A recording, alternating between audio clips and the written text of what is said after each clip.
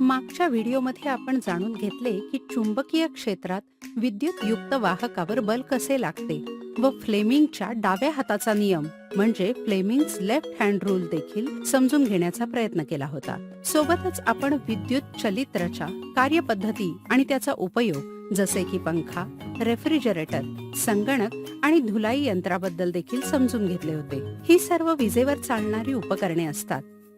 आपल्याला माहित आहे का की वीज कशी तयार केली जाते?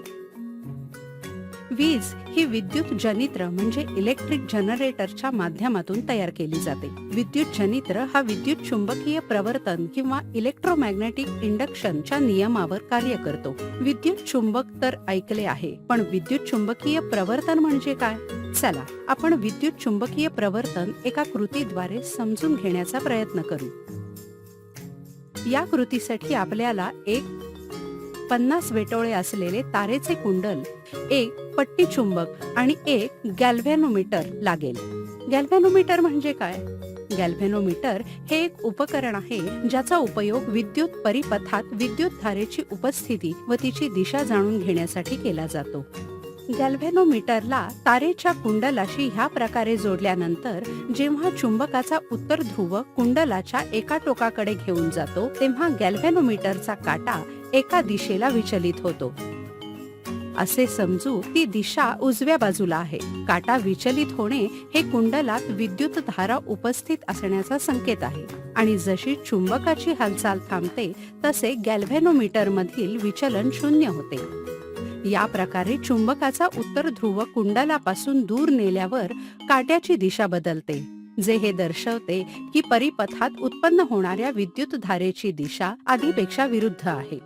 दुसऱ्या स्थितीमध्ये चुंबक स्थिर ठेवून कुंडलाचे टोक उत्तर ध्रुवाजवळ नेल्यास काटा उजवीकडे विचलित होतो आणि दूर नेल्यास डावीकडे.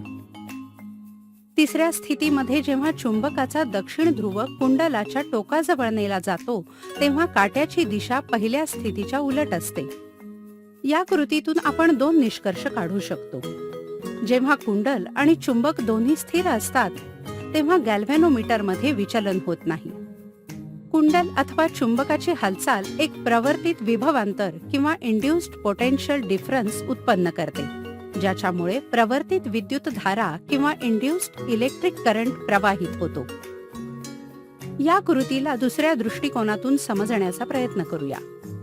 यावेळी 100 वेटोळे असलेल्या विद्युतयुक्त कुंडलाचा उपयोग करू. दोन्ही कुंडलांना जाड कागदाच्या पोकळ नळीच्या सहाय्याने विभागलेले ठेवू.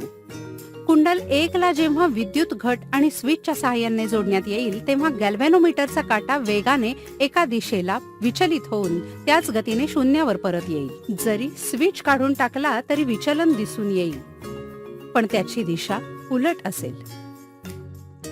जर कुंडल 1 च्या विद्युत धारेची दिशा बदलून स्विचला जोडले तर गॅल्व्हॅनोमीटर मध्ये उलट दिशेला विचलन दिसून येते.